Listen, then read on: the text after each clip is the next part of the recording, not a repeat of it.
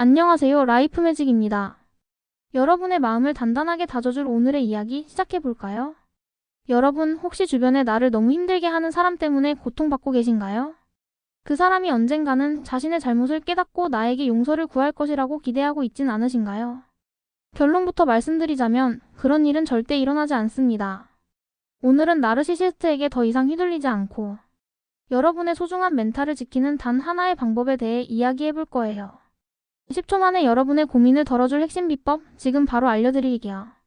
여러분 혹시 이런 경험 없으신가요? 누군가 나를 끊임없이 공격하고 비난하는데 이상하게도 내가 잘못한 것 같은 느낌이 드는 경험 말이에요. 분명 나는 피해자인데 왜 내가 죄책감을 느끼고 사과를 해야 할 것 같은 걸까요? 아마 여러분을 힘들게 하는 그 사람은 나르시시스트일 가능성이 높습니다. 자, 그럼 여기서 제가 던지는 질문 하나. 나르시시스트에게 평생 휘둘리지 않고 내 삶을 되찾는 단 하나의 방법은 무엇일까요? 답은 바로 기대를 버리고 거리를 두는 것입니다. 많은 분들이 이런 기대를 하시죠.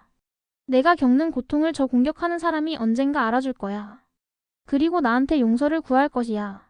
하지만 안타깝게도 이런 기대는 하지 않으시는 게 좋아요. 이들은 왜 이런 행동을 할까요? 대체 이 사람들의 머릿속은 어떻게 되어 있는 걸까요? 이렇게 누군가를 괴롭히고 공격하는 사람들은 기본적으로 자신의 가치를 유지하고 싶어서 그러는 경우가 많아요. 자아 자체가 온전하고 튼튼하게 잘 형성된 사람들은 건강하게 서로의 의견을 나누고 감정을 교류하면서 인간관계를 맺죠. 하지만 이런 착취적인 인간관계를 맺으려고 하는 이유는 결국 자기 자신도 불안정하고 언제 깨질지 모르는 불확실함 때문에 그걸 타인에게 확인받고 인정받기 위해서 그러는 경우가 많습니다. 마치 깨질까봐 불안한 유리컵을 들고 있으면서 다른 사람에게 내가 이 유리컵을 잘 들고 있다는 걸 증명해줘 하고 소리치는 것과 비슷하다고 할까요? 그래서 아주 미숙한 방어 기제들을 많이 써요. 예를 들어 내 말 듣는 사람은 좋은 편, 내 말 안 듣는 사람은 나쁜 편 이런 식으로 일단 세상을 반으로 나눠버립니다. 이른바 흑백 논리라고 하죠. 내 편은 좋은 편, 다른 편은 무조건 나쁜 편. 이렇게요.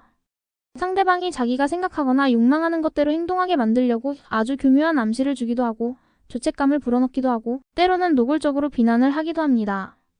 여러분 혹시 드라마에서 이런 장면 보신 적 있으세요? 재벌집 사모님이 자기 말을 잘 듣는 집사에게는 오, 우리 집사님 정말 최고야. 역시 당신밖에 없어. 하면서 칭찬을 아끼지 않다가 자기 말에 조금이라도 거슬리면 내가 감히 내 말을 거역해? 당장 내 눈앞에서 사라져.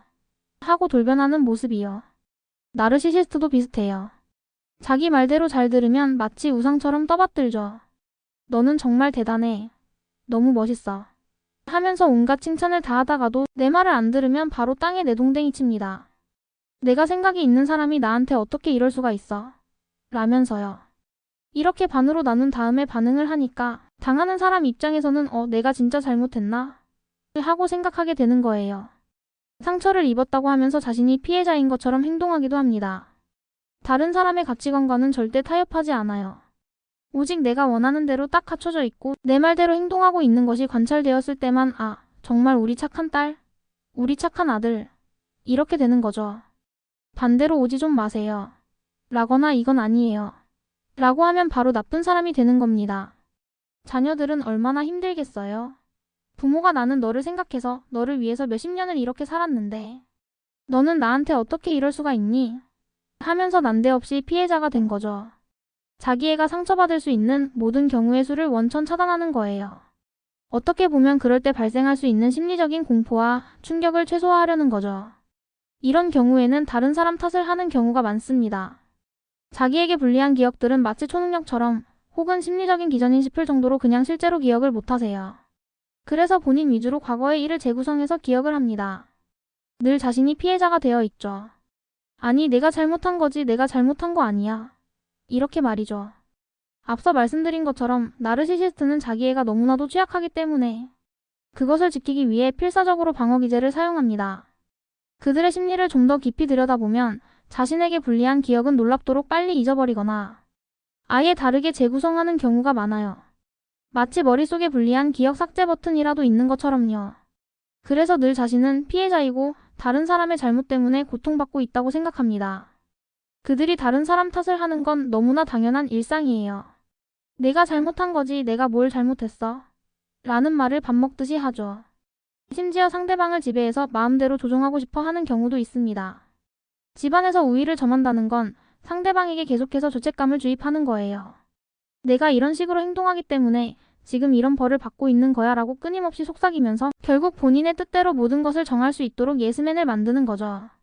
마치 거미가 거미줄을 치고 먹이가 걸리기를 기다리는 것처럼 자신만의 방식으로 사람들을 옭아매려는 겁니다. 공격자 본인의 마음의 평화를 찾기 위해서 이런 행동을 하기도 합니다. 다른 사람의 잘못을 비난하면서 쾌감을 느끼는 경우도 있는데 이때는 일단 상대를 엄청 나쁜 사람으로 만들어버려요. 그래야 나는 잘못이 없고 도덕적으로 우위에 있는 사람이라고 느낄 수 있거든요. 저 사람보다 내가 훨씬 뛰어나 라고 느끼면서 우월감을 만끽하는 거죠. 어떤 나르시시스트들은 전지전능 환상을 가지고 있어요. 즉 모든 것을 할 수 있고 모든 것을 알고 있다는 욕구죠. 이게 사실 굉장히 낮은 수준의 욕구이기도 합니다. 어린아이들이 슈퍼맨처럼 날 수 있다거나 쇠를 구부러뜨릴 수 있다거나 초능력으로 벽을 통과할 수 있다는 상상을 하는 것처럼요. 대부분의 성인들은 이런 것이 불가능하다는 것을 받아들이죠. 하지만 일부 나르시시스트들은 성인이 되어서도 이런 욕구를 끊임없이 추구합니다. 특히 자녀를 통해서 혹은 치료자나 의료진을 통해서 이런 환상을 실현하려고 하는 경우도 있는데 이때 주변 사람들은 엄청난 고통을 겪게 됩니다. 심지어 정신과 진단을 내려도 그 진단에 대해 화를 내는 경우도 있어요. 내가 병자라니? 말도 안 돼. 하는 식이죠. 물론 복합적인 요소들이 얽혀있긴 합니다. 중한 진단을 받으면 일단 화가 나는 건 사람으로서 당연한 반응이거든요. 하지만 그 화를 표현하는 방식이 다르다는 거죠. 어떤 분은 이런 얘기를 하셨어요. 몸의 병을 치료하는 수는 찾았는데 삐뚤어진 마음을 바로 고치는 방법은 찾을 수가 없다. 이 말처럼 실제로 나르시시즘과 같은 심리적인 문제로 다른 사람을 비정상적으로 공격하는 사람들을 치료하는 것은 훨씬 더 어려운 일입니다. 그들의 내면 깊숙이 뿌리박힌 불안과 왜곡된 자아상을 바로잡는다는 것은 마치 수십 년 묵은 엉킨 실타래를 푸는 것보다도 어려운 일일 수 있거든요. 자, 이제 핵심으로 들어가 볼까요? 내가 겪는 고통을 저 공격하는 사람이 언젠가 알아줄 것이고 나한테 용서를 구할 것이라는 기대는 절대 하지 않으시는 게 좋아요. 제가 서론에서 강조했죠. 이 기대가 바로 여러분을 계속 길게 만드는 악순환의 고리를 만드는 생각의 씨앗입니다. 가장 중요한 건 공격자의 생각을 바꾸려고 하지 마세요. 이 사람들은 생각이 바뀌고 다른 사람의 의견을 받아들이고 내가 뭐가 잘못됐구나라는 걸 스스로 발견하는 것이 거의 불가능한 사람들입니다. 오히려 내가 잘못했다는 걸 인정하지 않으려고 발악하는 경우가 많기 때문에 그들의 생각을 바꾸려고 했을 때 역으로 더 심하고 강한 공격이 들어오는 경우가 많아요. 마치 굳게 닫힌 댐을 억지로 열려고 할 때 더 강한 물줄기가 터져나오는 것과 비슷하죠. 여러분의 에너지만 낭비하고 상처만 깊어질 뿐입니다. 그럼 어떻게 해야 할까요? 네, 바로 피하는 것이 상책입니다. 적당히 거리를 두시고 내가 할 일만 적당히 하시면서 지내는 것이 훨씬 도움이 됩니다. 공격자의 특성을 이해했다면 이제 깊은 대화는 자제하는 것이 좋아요. 나르시시스트들은 상대방의 약점을 파고드는데 선수거든요. 내 약점을 들키지 않으려면 웬만하면 깊이 있는 대화를 하지 않는 게 좋습니다. 내가 불만이 뭔지, 내가 좋아하는 게 뭔지 같은 개인적인 정보들을 드러내지 않는 게 안전하다는 거죠. 마치 중요한 정보가 담긴 서류를 금고에 넣어두듯이 여러분의 마음속 비밀도 꼭꼭 숨겨두는 것이 현명합니다. 그리고 상대방의 요구에 대해서는 명확한 태도를 취하는 게 필요해요. 나한테 억지로 일을 시키거나 부당한 요구를 할 때 단호하게 죄송합니다만 저는 당신의 일을 대신하지 않습니다. 처럼 명확하게 선을 긋고 더 이상 말을 섞지 않는 것이 필요합니다. 구구절절 설명하거나 감정적으로 대응할 필요가 전혀 없어요. 짧고 굵게 명확하게 아니요라고 말하고 지나가는 거죠. 마치 벽에 관계자 외 출입금지 표지판을 붙이듯이 여러분의 영역을 명확히 표시하는 겁니다. 가장 중요한 것은 계속해서 주입되는 죄책감에 휘둘리지 않게 하는 것입니다. 나르시시스트는 끊임없이 여러분에게 죄책감을 심어주려 할 거예요. 내가 그랬기 때문에 내가 이렇게 힘든 거야. 너 때문에 모든 게 망가졌어 같은 식으로 말이죠. 하지만 그들의 말에 귀 기울이지 마세요. 그 죄책감은 여러분의 것이 아닙니다. 마치 먹구름이 태양을 가리듯이 그들의 부정적인 에너지가 여러분의 밝은 빛을 가리게 두지 마세요. 그들의 비난은 그들의 불안정한 자아에서 비롯된 것이지 여러분의 가치나 잘못과는 아무런 상관이 없습니다. 여러분은 충분히 가치 있고 소중한 존재라는 사실을 잊지 마세요. 나르시시스트에게 대처하는 것은 결코 쉬운 일이 아닙니다. 하지만 그들에게서 벗어나 여러분 자신의 삶을 되찾는 것은 분명 가능합니다. 기대를 버리고 거리를 두며 깊은 대화를 피하고 명확하게 선을 긋는 것. 이 모든 것이 여러분의 마음을 지키고 그들의 그림자에서 벗어나 온전한 나로 살아갈 수 있는 용기가 될 것입니다. 여러분, 이제 그들의 무대에서 내려와 여러분 자신의 빛나는 무대로 걸어갈 시간입니다. 여러분의 소중한 마음, 라이프 매직이 언제나 응원할게요.